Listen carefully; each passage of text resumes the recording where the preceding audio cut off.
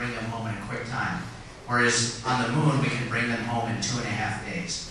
So we can use the moon as kind of our backyard for developing a permanent presence on a different body.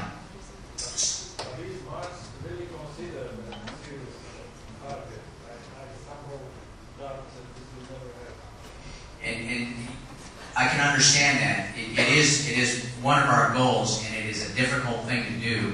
And I can say that we plan to send someone there, perhaps on a sortie, by the year 2030. And there's some other technologies which I didn't account for. We also have a more efficient engine that will get us there. We also plan on developing the ability to build or to develop fuel, which would reduce the amount of mass that we have to take there. So it is a very difficult problem.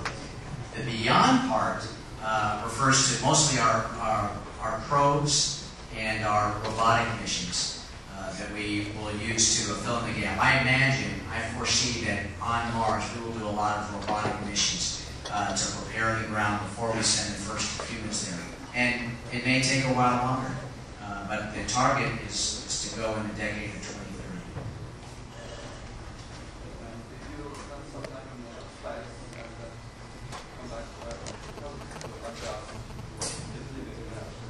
Okay, the question about going in space and coming back. What's it like to come back and adjust to Earth? It depends on the amount of time you're gone. The immediate things that happen when you go to space is you get rid of fluid in your body. On Earth, we have a certain amount of blood volume that we need to have in order for our hearts to pump blood up to our heads. In space, we don't need it. As a matter of fact, if you see astronauts on orbit in the first day or so, their faces are very bloated. They look like moon pies because there's all this liquid in their bodies, and they urinate it out. It takes about a day to get rid of all that. When we come back to Earth, we drink water, a lot of water, or we flavor it with orange or chicken consomme to get that blood volume back up. That's part of our preparation for coming back to Earth. Also, your muscles atrophy because you don't need them. Even here, sitting in a lecture hall, you are using your leg muscles to hold yourself erect in your chair, and your back muscles. Those are the biggest muscles in your body, and you are using them constantly just to hold yourself up. When I was coming back from space, I realized what an effort it was for me to sit upright in the chair, particularly as the G's were coming out. They were about twice as much as what I was reading on the meter. It felt like they were twice as much. So your muscles atrophy, and then your bones also begin to lose strength and structure. Your body just says, hey, we don't need all this density in our bones, and it begins to deplete. The way we combat that for some of our space station astronauts, we have them exercise 2 hours a day.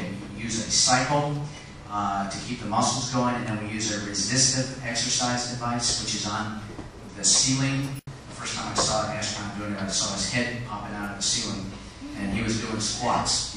He had the belt on, and he was doing squats to build up his hips and his leg bones to enable him to function safely when he came back to Earth. The one immediate effect I had when I came back from space was dizziness. Going up into space, your ears no longer give you useful information. The fluid in your ears, so your brain kind of shuts it off. When you come back and gravity starts taking effect, the fluid in your ears starts sending information back to my brain. My brain didn't know what to do with it. So the way I felt was like if you're a little kid, I've done this several times when I was a little kid, I don't do it anymore. But I put my head on a baseball bat and walk around it 10 times real fast, and then I try to run across the field. And that's how I felt like coming out of the show. I kind of felt. Try not to show. Thanks. Ja chciałem zadać dwa pytania, na które bardziej praktycznie. Chodzi mi o to, że ogromne pieniądze są wykładane na ten cel. Cel jest bardzo spektakularny. Lądowanie na Marsie czy na Księżycu. Natomiast chciałbym zwrócić uwagę, że też jest masa problemów, które są związane z czymś dla nas bliższym, na przykład globalne ocieplenie i się rozwój.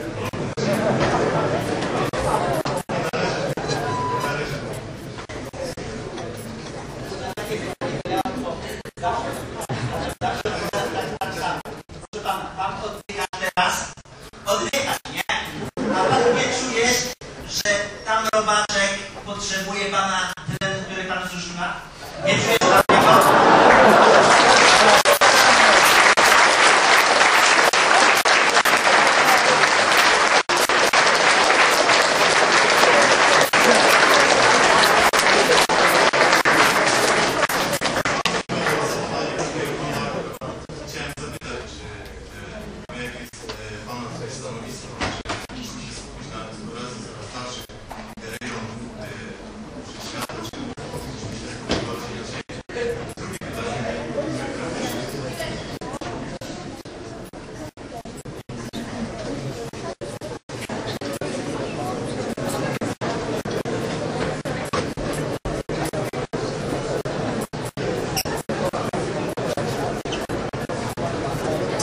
I understand the question. Hopefully I can do it justice.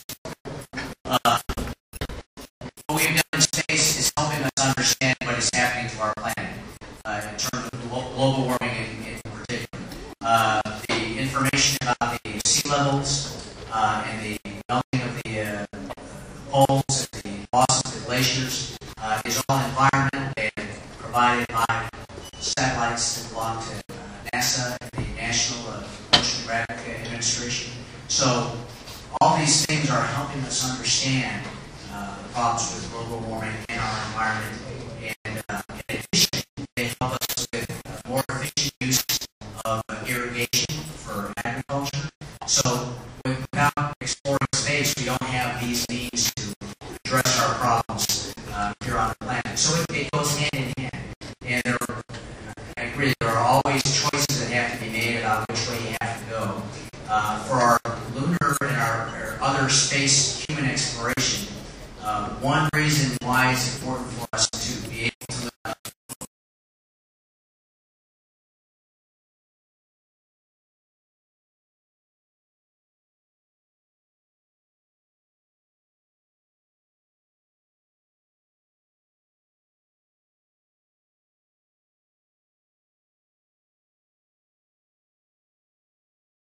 this planet Earth, our atmosphere, or we have the species live on other planets.